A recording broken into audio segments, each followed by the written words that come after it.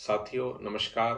आज हम फिर आपके सामने उपस्थित हुए हैं गजानन माधव मुक्तिबोध की कविता अंधेरे में के संदर्भ में। आज बात करेंगे अंधेरे में कविता के कथ्य पर।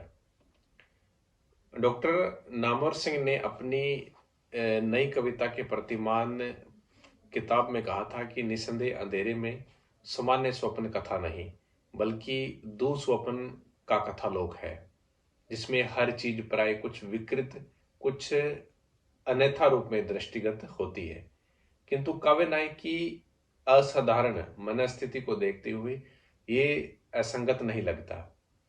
ये दुस्वप्न, ये जुलूस कुछ भी अवास्तविक नहीं है, जबकि इससे भी भयावह अनुभव से हम गुजरते रहते हैं। इससे भी भयावह अनुभव हमारे सामने क्या है, आते रहते हैं। सैनिक प्रशासन भी यथार्थ है, कहीं से अतिरंजित नहीं है। काव्य नायक की आंतरिक बेचैनी भी सहज और वास्तविक अनुभूति सी लगती है। चौथे खंड की जो शुरुआत है यूं होती है कि अकस्मात चार का गजर कहीं खड़का, मेरा दिल धड़का, उदास मटमैला मन रूपी वल्मीक विचलित, अगणित काली काली हायफन देशों की लकीरों की हलचल, सब और बिखराव। इस खंड को पढ़ने के बाद ऐसा महसूस होता है, ऐसा लगता है कि जो कथानायक है वह अपनी वास्तविक दुनिया में वापस आ गया हो, लेकिन एकाएक फिर वह जग का मान करता है। सब और फंसाव, घिराव, तनाव। एक जगह पर लिखता है कि पत्ते न खड़के, पत्ते न खड़के, सेना ने घेर ली सड़कें। पत्ते न खड़के, सेना ने घेर ली सड़कें, यह सब क्या है? किसी जन क्रांति के दमन निमित्त ये मार्शल लॉ है। पांचवें खंड में दम छोड़ भागता काव्य नायक जब पत्थर सीढ़ी पर बैठ जाता है सिर पकड़कर, तब फिर स्वप्न सरीखा दृश्य वह देखता है। जमीन के बहुत नीचे अंधेरी गुफा है, जिसमें अनेक अनुभव, वेदना और विवेक मणियों की तरह चमक रहे हैं। छठे खंड में सीन बदलता है।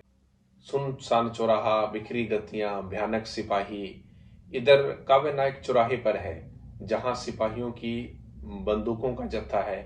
काव्य नायक भागता है, भागकर तिलक की मूर्ति के पास पहुंचता है, जिससे न जाने कब से लाल खून बह रहा है। वहां से भी बंदूक की धाएं धाएं सुनकर काव्य नायक भागता है तो गांधी जी मिल जाते हैं, सर्दी में बोरे का कोट ओढ़े।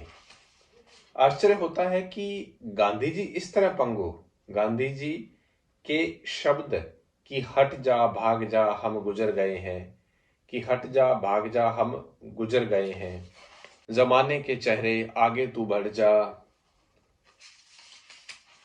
इस पंक्ति में न केवल आलोचना है बल्कि आजादी की लड़ाई और समकालीन अंतर विरोधों को भी उजागर किया गया है। एकाक भावों का उद्गम फैंटेसी की सहायता से गांधी जी के हाथ का शिशु बन जाता है। ये शिशु जनता के उद्गम और भावी संघर्ष का प्रतीक है। फैंटेसी के माध्यम से ही जन क्रांति की संरचना कवि ने दिखाई है। आगे भी फैंटेसी ही में कवि के कंधे पर शिशु के स्थान पर सूरजमुखी के गुच्छे आ जाते हैं, उनमें प्रकाश की किरणें हैं। अब गुच्छों के स्थान पर बंदूकें आ गई हैं। फैंटेसी अपना यहां भी अपना नया रूप बदल लेती है।